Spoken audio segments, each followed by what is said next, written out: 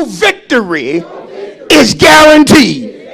Now, because some of us live a lifestyle of trusting God, we are not surprised when we get the victory.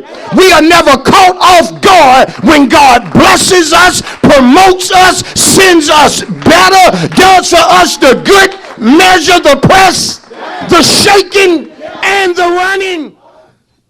We have to come to a decision, a conclusion, that when it comes to life and things that pertain to life, those of us who claim to be believers, we have to make a decision that we're not going to have the same mentality as a sinner.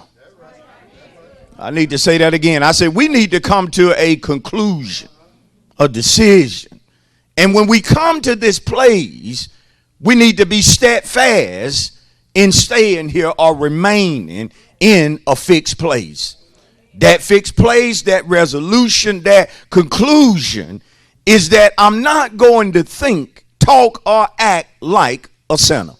I'm not going to do that. I'm purpose in my mind as well as in my heart that I'm not going to look at things the way sinners look at them. Now I know how sinners look at things because I once was a sinner. And there were times that I trusted in myself more so than anybody. But since becoming a believer, I have learned to put my trust in God. Y'all didn't hear me then. I said, since becoming a believer, I have learned to put my trust in God. In other words, somebody had to teach me how to trust God. And the reason you need to be taught how to trust him is because it's not automatic.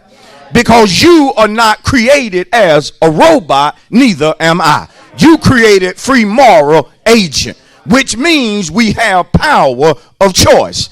And the reason you have to learn to trust God is because there are times that things from a natural standpoint look bad, sounds bad, and feels bad.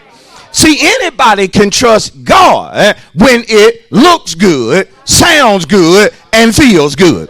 But see, I got to talk this morning about learning to trust him when it looks bad, sounds bad, and feels bad.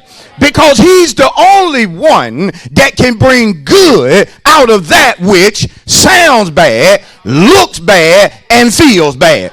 See, I'm preaching already. And I'm trying to convince somebody that though it looks bad, sounds bad, feels bad, he's the God that can bring good out of that bad. Oh, I got some witnesses in the house. I'm not alone. Frown if you want to. Don't clap if you don't want to. Don't say hallelujah if you don't want to. But understand, I'm not alone this morning. I have some partners this morning. People that know he's able to bring good out of that which looks. Oh, I wish you tell somebody I'm one of them this morning. Has he ever did it?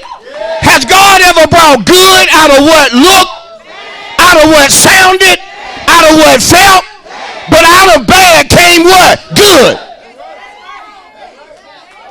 That's the reason over time you learn to trust him. You can learn to trust God in a jacked up situation and learn so to trust him that you don't even move. Don't even try to get yourself out. Don't try to deliver yourself. Don't do nothing saving what he tell you to do. And if that means be still, Cochran, then Cochran gotta be still and trust the one that saved you. But what is our mentality when it looks bad, sounds bad, and feels bad? Is the Bible still real to you when it looks bad, sounds bad, feels bad? Notice I say this from a natural standpoint, because to truly understand God is to know that no situation is ever anything other than what he wants it to be. I'm teaching this morning. See, though to you it look bad, but if God has already ordained to do a thing, doesn't matter how bad it looks. If you trust him, what he ordained will be so. That's when some of you got your business. That's when some of you got your money. That's when some of you got your house. That's the reason some of you got your healing. That's the reason some of you got your deliverance. See, I'm saying some of you because some moved. You moved before deliverance came. You moved before help got there. But those of us that learn how to trust him and know that whatever he's ordained is so, we got exactly what he wanted us to have. See, that's when somebody about to get a promotion on your job. But see, the promotion is about to take place because when everything looked bad, sounded bad, felt bad, you stayed where God said, stay there. Stay there. And now there's something opening up like the Red Sea to allow you to walk into the position that he ordained have the day that he told you go here. Come on, because sometimes if we don't trust God, we won't go here. We'll choose to say there. Job attributed this right here to God. And if you're going to trust him through the slaying, can I be honest? Because one day the slaying is going to take place. It may not be on this level, but on some level, he's going to appoint you and I to a slaying.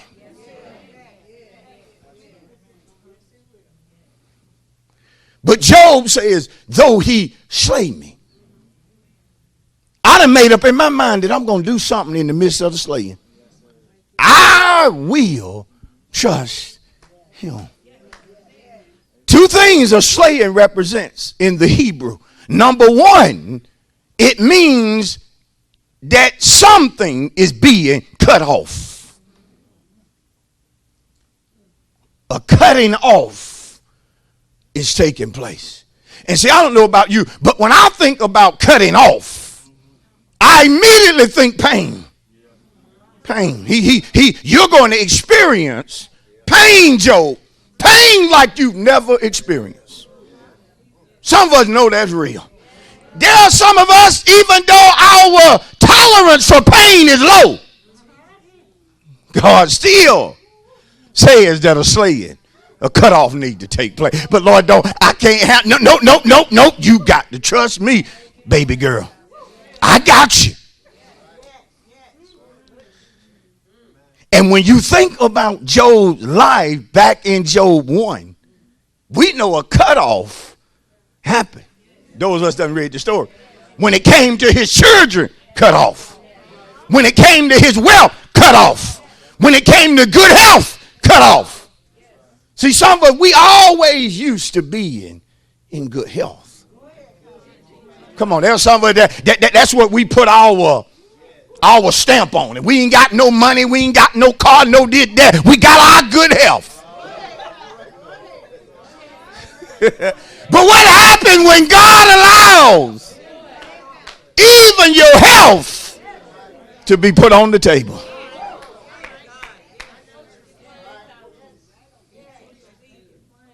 And now you battling in your body.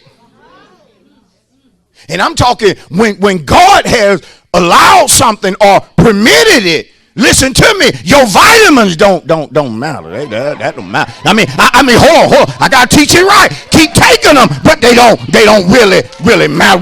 Whether you get the C, the D, the E, or what. Get this. Yeah. Go ahead and be vegan. Go ahead and abstain from meat. But this right here. Take your herbs.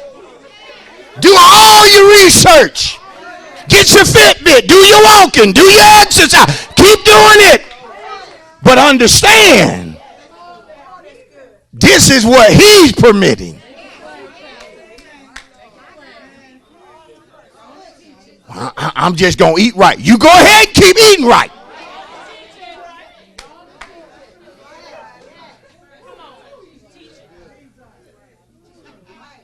See, God told Satan or the devil, have you considered Job?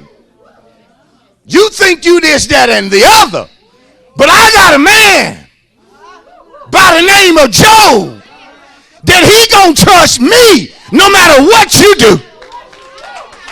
Can God brag on you like that? Can God say, hey, have you considered right? Have you considered that she right? And ain't gonna move to Rome. Do I allow her to go through? Have you considered her? Have you considered Evans? That though you allow me to take her through something, the girl hadn't moved. Have you considered? Have you considered Heal?